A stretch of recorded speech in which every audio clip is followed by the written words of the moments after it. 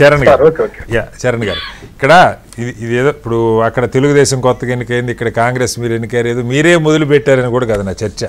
నిజంగా అంటే ప్రజలకి కొంచెం ఏమో ప్రజలు ఏమనుకుంటున్నారో కూడా నాకు తెలియదు. కానీ తుని ఎగ్జాంపుల్ తీసుకుంటే 30కి 30 అక్కడ కౌన్సిలర్ సీట్లు గతంలో వైసీపీ గెలిచింది. అదే ప్రజలు అప్పుడు వైసీపీ అక్కడ మున్సిపాలిటీ కావాలనుకున్నారు, రాష్ట్రంలో ఇప్పుడు తెలుగుదేశం ప్రభుత్వం కావాలనుకున్నారు. అసలు పార్టీలకి మీరు కూడా తెలంగాణలో ఎన్ని మున్సిపాలిటీల్లో చైర్మన్లు మారిపోయారో, రోజు ఒకటి పత్రికల్లో రోజు 7 మారిపోయింది ఒక వేవ్ లాగా. ఏంటి అసలు పార్టీలకి డెస్పరేషన్ ఏంటి? అర్జెంటుగా అక్కడ ఉన్నోడిని కూలగొట్టి మనోడిని కూర్చోబెట్టుకోవాలి, లేదా అవతల పక్క ఉన్నటువంటి సరే ఎమ్మెల్యేలు, ఇప్పుడు మీరంటే చెప్తారు ఎమ్మెల్యేలు వస్తున్నారు, ఏదో మాకు 64 మంది ఉన్నారు, లేకపోతే ప్రభుత్వం పడిపోద్ది అన్నారు కేసీఆర్ గారు, ఏదో చెప్తారు మీరు, అందుకని మేము తీసుకుంటున్నాం, గేట్లు తెరిస్తాం వస్తున్నారు, ఈ చర్చ పక్క పెడదాం. అక్కడ దానివల్ల ఒక మున్సిపాలిటీలోనో ఒక పంచాయతీలోనో నగర పంచాయతీలోనో ప్రభుత్వం అక్కడ సర్పంచో చైర్మన్ మారితే మీకు వచ్చే నష్టం లేదా లాభం కూడా ఏముండదు. కానీ పార్టీలకు ఏదో జయించేసాం, అదేదో అశ్వమేధ యాగం లాగా రాష్ట్రంలో ఇంకెవడు ఉండకూడదు, మొత్తం మన జెండాను ఎగరాలన్న ఈ ఆకలి ఎందుకు కలుగుతుంది పార్టీలకి? పచ్చిగా చెబుతున్నాను నేను, ఉన్న వాస్తవం ఏంటి రీజను అంటే? వాస్తవంగా చెప్పాలంటే సమైక్య రాష్ట్రంలో ఇంత పెద్ద ఎత్తున పార్టీ ప్రయాణంలో పాల్పడే వాళ్ళు కాదు.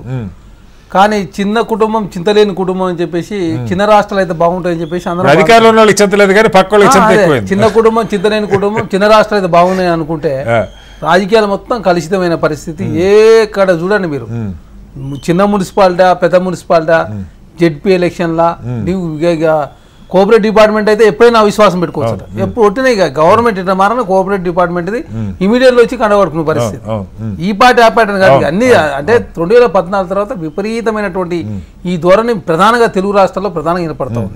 ఇక ఆంధ్ర రాష్ట్రం అయితే ఇప్పుడు మొన్న 24 ఎలక్షన్ల తర్వాత చాలా దారుణమైన పరిస్థితి. ఎందుకంటే ఏకంగా రాజ్యసభ సభ్యులు కావచ్చు, కౌన్సిల్లో ఉన్నటువంటి ఎమ్మెల్సీలు కావచ్చు, వారిని ఎవరు కూడా అవిశ్వాసం పెట్టరు, వారు 6 సంవత్సరాల కాలం ఉండొచ్చు. కానీ వాళ్ళు కూడా రాజీనామా పెట్టి కొంతమంది వెళ్ళిపోతారు, వాళ్ళ ప్లేస్లో వేరే పార్టీ నుంచి ఎలక్ట్ అయ్యే పరిస్థితి ఆంధ్ర రాష్ట్రంలో విపరీతం. తెలంగాణ రాష్ట్రంలో ఆ పరిస్థితి లేదు. కాకపోతే ఎమ్మెల్సీలు కూడా కొంతమంది కాంగ్రెస్ మున్సిపాలిటీలు మీరు గుంజేసుకున్నారు, కానీ ఆంధ్రలో మాత్రం మొత్తం ఎంటైర్ పరిస్థితి డిఫరెంట్. అసలు అధికారం లేకపోతే కౌన్సిల్లో ఉన్న వాళ్ళు బతకలేనట్టు, రాజ్యసభలో ఉన్న వాళ్ళు ఉండలేనట్టుగా ప్రధానంగా ఉంది. కాకపోతే ప్రధానంగా నాకు అనిపించిన వరకు అయితే ప్రధానంగా వ్యాపారులు రాజకీయాలు రావడంతో ప్రధానంగా రాజకీయాలు కలిసిపోయి కనపడతాయి. అంటే పై స్థాయిలో ఇప్పుడు ఒక మున్సిపాలిటీలో ఓ 10 మంది కౌన్సిలర్లు ఉంటారు. మహా అయితే ఆ కౌన్సిలర్ గతంలో వైసీపీ తరఫున లేదా ఇక్కడ బీఆర్ఎస్ తరఫున ఉంటే ఏదో 4 రోడ్లు ఏదో వేసుకొని డబ్బులు పెండింగ్లో ఉంటాయి, బిల్లులు. ప్రభుత్వం మారిగానే ఆ బిల్లులు రావు, మీరు బెదిరిస్తారో తెలియదు, వాళ్ళే బిల్లులు రావని ముందే వాళ్ళే సరెండర్ అవుతారో తెలియదు. కానీ మొత్తానికి మీరైనా ఎక్కడైనా ఎవరు అధికారంలో ఏ పార్టీ ఉంటే ఆ పార్టీ, అది కాంగ్రెస్ తెలుగుదేశం వైసీపీ బీఆర్ఎస్ అని కాదు, తెల్లారేపాటికి రారే నాకు ఓట్లు వేశారు ఈ పార్టీ తరఫున, నేను నిలబడాలి, కొట్లాడాలి, ఒకవేళ రాష్ట్రంలో అధికారం నోడు ఈకపోతే నేను క్వశ్చన్ చేయాలన్న ఆలోచన ఉండట్లా. చూసే వాళ్ళకేమో ఇది ఏంది ఇంత దారుణంగా ఉందని అనిపిస్తూ ఉంటుంది. ఏం చెప్తారు? ప్రధానంగా చూస్తే మీరు ఇక్కడ తెలంగాణ రాజకీయాలు కూడా చూసినప్పుడు జెడ్పీ చైర్మన్లు కొంచెం తక్కువ అవుతున్నాయి. మీరు చూడండి పట్టణాల్లో మరి ఇంత విపరీతమైన కల్చర్ పెరిగిపోతుంది. మీరు మున్సిపాలిటీ చైర్మన్ మార్చారు, మేయర్లు మార్చారు, తర్వాత హైదరాబాద్ మేయర్ కావచ్చు. మీరు చూడండి మీ మేయర్లు ప్రధానంగా పట్టణాల్లో ఎక్కువ ఉంది. మీకు జిల్లాల్లో జెడ్పీ చైర్మన్ చాలా తక్కువ మారింది. కోఆపరేటివ్ డిపార్ట్మెంట్లో మాత్రం కోఆపరేటివ్ డీసీజీబీ కావచ్చు, డీసీఎంఐ చైర్మన్ కావచ్చు, ఆప్కా అంటే లేకపోతే ఈవెన్ టిస్కో కావచ్చు, ఇవన్నీ కూడా ఇవైతే దానికి ఇప్పుడు జెడ్పీ లోకల్ బాడీలో 4 సంవత్సరాల వరకు అవిశ్వాసం పెట్టేది లేదు కాబట్టి 4 సంవత్సరాల తర్వాత అవిశ్వాసం పెడతారు. మున్సిపాలిటీ కూడా 4 సంవత్సరాల తర్వాత. కానీ ప్రధానంగా తెలంగాణ రాష్ట్రంలో మీరు ఒక్కసారి చెక్ చేసుకుంటే ఆల్మోస్ట్ ఆల్ మున్సిపాలిటీల్లో అవిశ్వాసం పెట్టి మాక్సిమం చైర్మన్లు మాత్రం చాలా తక్కువ. గ్రామీణ ప్రాంతాల్లో ఎందుకంటే అర్బన్ లో మొత్తం పైసలు మొత్తం వ్యాపారులే. ఇప్పుడు వ్యాపారులు రాజకీయాలు రావడంతో అటు రాజ్యసభ అయినా ఇటు కౌన్సిల్ అయినా ఇటు జెడ్పీ చైర్మన్ కావచ్చు, లేకపోతే డీసీ కావచ్చు, డీసీఎంఎస్ కావచ్చు, ఓన్లీ ప్రధానంగా వాళ్ళ వ్యాపారులు వాళ్ళు ఏకంగా కాంట్రాక్ట్ చేస్తారు. కాంట్రాక్ట్ చేసినప్పుడు వాళ్ళు బిల్లులు రావాలా, బిల్లులు రావాల్సినప్పుడు పార్టీ మాట్లాడు. బిల్లులు రావాలంటే మీరు ఇవ్వకుండా తెలంగాణలో అయితే కాంగ్రెస్ పార్టీ అధికారులకు వచ్చిన 40,000 కోట్ల రూపాయలు పెండింగ్ పెట్టిపోయి కేసీఆర్ గారు. కానీ సర్పంచ్ల 1600 కోట్ల రూపాయలు సర్పంచ్ పెండింగ్ పెట్టిపోతే కాంగ్రెస్ ప్రభుత్వం వచ్చిన 900 కోట్లు ఇచ్చింది, ఇంకా 800 కోట్ల రూపాయలు ఇవ్వాలి.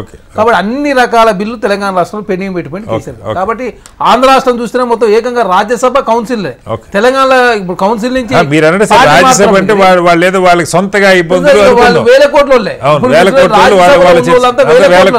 వాళ్ళు వేల కోట్ల నుండి మరి ఎందుకు రాజ్యసభ సభ్యత్వానికి రాజీనామా చేసి వ్యాపారాలు పెంచుకోవడానికి తెలియదు వేరే వాళ్ళకి అపరంగిస్తుంది. ఇంకొకటి పోతుల సునీత గారు అయితే ఏ పార్టీ వస్తే ఆ పార్టీ పోతున్నారు. మరి కొంతమంది చూస్తే చాలా మంది మీ దగ్గర 4 పార్టీలు మారిన వాళ్ళు చాలా మంది మీ దగ్గర కూడా ఉన్నారు, మీ దగ్గర కూడా వచ్చిన వాళ్ళు ఉన్నారు. వాళ్ళు అంటలేము ఇక ఇప్పుడు మనం ఈ డిస్కషన్ రాజకీయాల సంబంధం లేదు కాబట్టి మేము ఓపెన్ గా మాట్లాడుతున్నాం.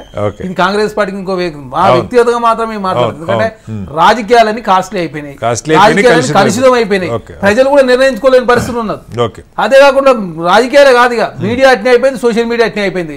ఈ పరిస్థితి అంతా ఎక్కడి వరకు పోతే ఏమైతే అర్థం కాదు. అదే కాకుండా ఇప్పుడు రాజకీయాలు మీడియా మొత్తానికి మొత్తం అట్లా కాలేదు. నేననేది ఈ మీడియా సోషల్ మీడియాతో వచ్చిన సమస్య. సోషల్ మీడియాలో ఏది ఇప్పుడు అడ్డగోలు ట్రోలింగ్ చేసుడు వాళ్ళు రకరకాల. ఇంకోటి ఏమైందంటే ప్రధానంగా ఒకప్పటిలాగా ఇప్పుడు చుట్టూ హైదరాబాద్ చుట్టూ చూసుకున్నప్పుడు కూడా ఈ సర్పంచులకు ఇంతకుముందు సర్పంచులకు ఇల్లీగల్ లేఅవుట్లు ఆ లేఅవుట్ ఇవన్నీ అసలు ఇప్పుడు వచ్చే ఆదాయం కూడా తగ్గిపోయిన పరిస్థితి. కాబట్టి ఇప్పుడు కొంత మారుతా ఉంది. ఎందుకంటే ఇల్లీగల్ లేఅవుట్ నుంచి లీగల్ లేఅవుట్ రావడం, ఇల్లీగల్ పర్మిషన్ పోయే లీగల్ పర్మిషన్ పోదాం అనడం, ఛానల్ ఎక్కువ కావడం, లేదా లీడర్లు ఎక్కువ కావడం, ఇవన్నీ పరిస్థితులు ప్రజలకు కూడా అప్రమత్తం అవుతూ లీగల్ గానే కన్స్ట్రక్షన్ యాక్టివిటీ చేసుకోవాలి. అందుకే అర్బన్ లో కన్స్ట్రక్షన్ యాక్టివిటీస్ ఎక్కువ ఉంటాయి కాబట్టి పైసలు ఎక్కువ వస్తాయి కాబట్టి అక్కడ పార్టీ ప్రాయంలు ఎక్కువ ఉన్నాయి. రూరల్ లో తక్కువ ఎందుకు ఉందంటే అక్కడ రియల్ ఎస్టేట్ ఉండదు, తర్వాత కన్స్ట్రక్షన్స్ ఉండవు, కాంట్రాక్ట్లు ఎప్పుడో ఒకసారి వస్తాయి కాబట్టి రూరల్ తక్కువ ఉంది. కాబట్టి ఈ వ్యవస్థ అంతా మారాలంటే ఖచ్చితంగా పకడ్బందీ చట్టాలు రావాల్సిన చట్టాలు ఉన్నాయి సార్. మీ ప్రభుత్వంలో ఉన్న వాళ్ళు అమలు చేయాలి.